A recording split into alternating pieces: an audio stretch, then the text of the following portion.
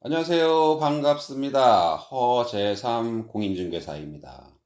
제가 오늘 준비한 영상은 아파트나 단독주택, 다세대 주택 등 완전한 형태의 주거시설이 아닌 임시숙소에 가까운 주거 취약시설에서 안타깝게 고독사하는 중장년층 남성이 증가하고 있다는 소식입니다.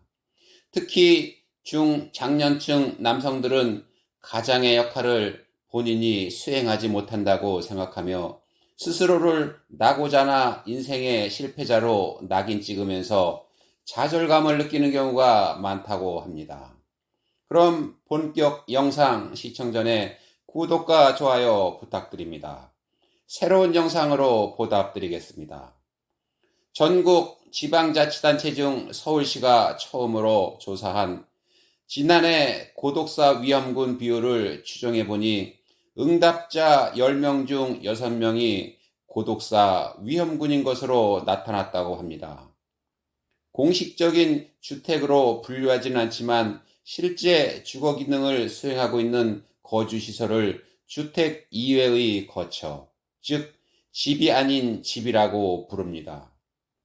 이러한 시설로는 호텔이나 여관 객실, 판잣집이나 비닐하우스, 쪽방 등이 있습니다.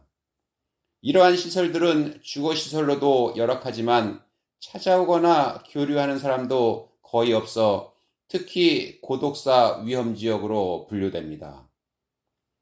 고독사 예방 및 관리에 관한 법률에서 규정하는 고독사란 가족, 친척 등 주변 사람들과 단절된 채 홀로 사는 사람이 자살, 병사 등으로 홀로 임종을 맞은 뒤 일정 시간이 지나서 발견되는 죽음을 말합니다.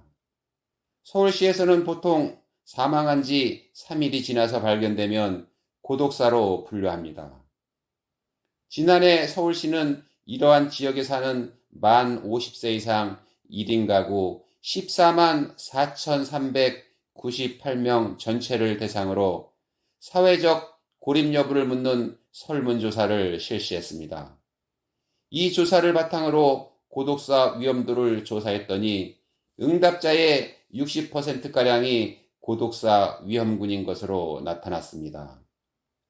서울시 자료를 살펴보면 만 50세 이상 1인 가구 중 부모나 형제, 자녀 등 직계 가족이 없는 경우는 응답자 10명 중 1명 뿐이었습니다.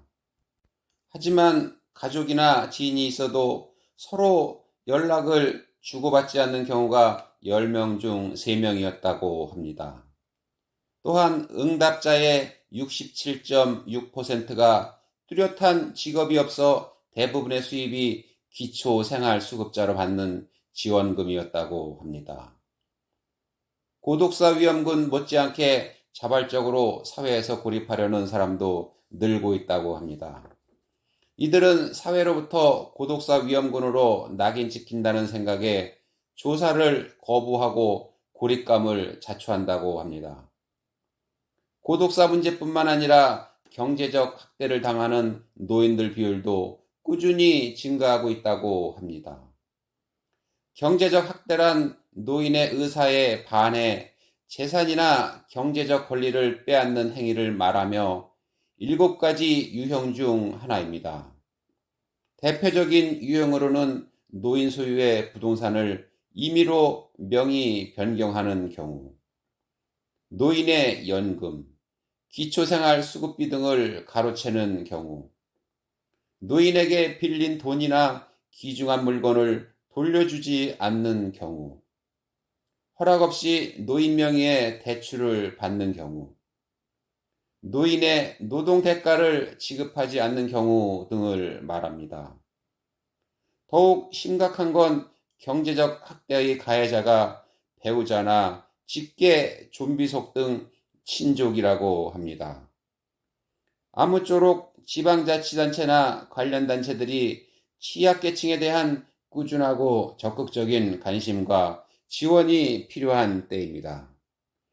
오늘 제가 준비한 영상은 여기까지고요. 저는 다음 시간에 새로운 영상을 가지고 다시 찾아뵙겠습니다. 감사합니다.